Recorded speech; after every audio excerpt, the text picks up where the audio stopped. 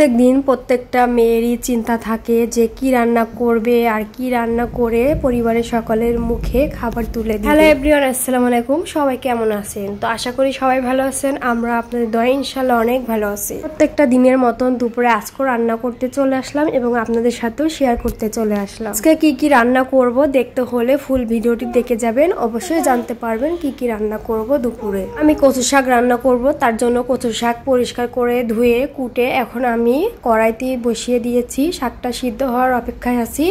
আর আজকে আমি কচু শাক কিন্তু ইলিশ মাছ দিয়ে রান্না করব। আর হ্যাঁ, তরকারিটাও কিন্তু আজকে ইলিশ মাছ দিয়ে রান্না করা হবে।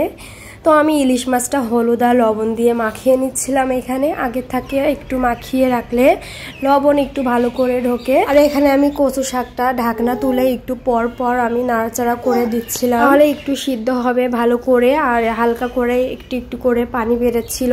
এবার সিদ্ধ হওয়ার পরে আমি এখানে ডাল ঘুটনির সাহায্যই আর একটু ভালো করে ঘুটে নিচ্ছিলাম, তাহলে ফিনিশ হলে একটু মজা হয় কচু শাকটা খেতে। কচু শাক বাগার দেওয়ার জন্য আমি এখানে 2টা শুকনা মরিচ নিয়েছি, কিছু আস্ত রসুনও দিয়ে দিয়েছি। আমি কচু শাকে একটু রসুন বেশি দিই।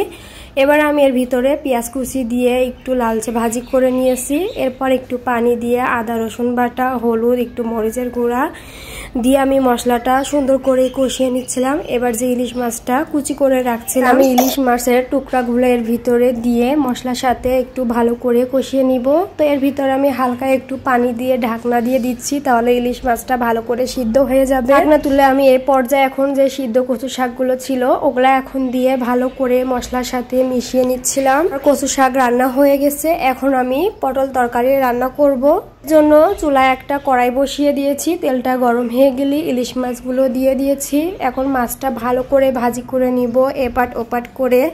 আমার ইলিশ মাছটা ভাজা হয়ে গেছে। এখন আমি ইলিশ মাছগুলো তুলে নিব এক এক করে। আপনারা কে কে ইলিশ মাছ দিয়ে তরকারি খেতে পছন্দ করেন অবশ্যই কিন্তু কমেন্টে জানাবেন। তো ইলিশ মাছ তুলে নিয়ে আমি এখন এর ভিতরে পেঁয়াজ আর কাঁচা মরিচ দিয়ে দিয়েছি। এখন এটা লালচে একটু ভাজি করে নিব। ভাজি হওয়ার পরে এখন আমি মশলাগুলো দিয়ে দিচ্ছি। এখানে কি কি মশলা এটা বলতেছি না, যা যা লাগে সবই দিয়েছি। তো মশলাটা আমি এখন ভালো করে কষিয়ে নিব। এরপর আমি যে পটল কেটে রাখছিলাম সেটা এখন দিয়ে দিব। তো মশলার সাথে আমি পটলটা এখন ভালো করে মিক্স করে নিব। এরপর একটু পানি দিয়ে ঢাকনা দিয়ে দিচ্ছি। তো ঢাকনা দিয়ে এখন কিছুক্ষণ সিদ্ধ করে নিব।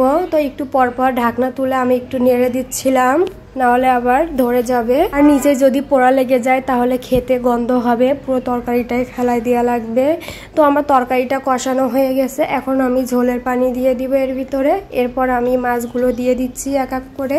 ফাইনালি আমার আজকের মতো রান্না এখানেই শেষ। তো আপনাদের কাছে ভিডিওটি কেমন লাগছে অবশ্যই কিন্তু জানাবেন। আর আজকের ভিডিওটা এই পর্যন্ত। সবাই ভালো থাকবেন।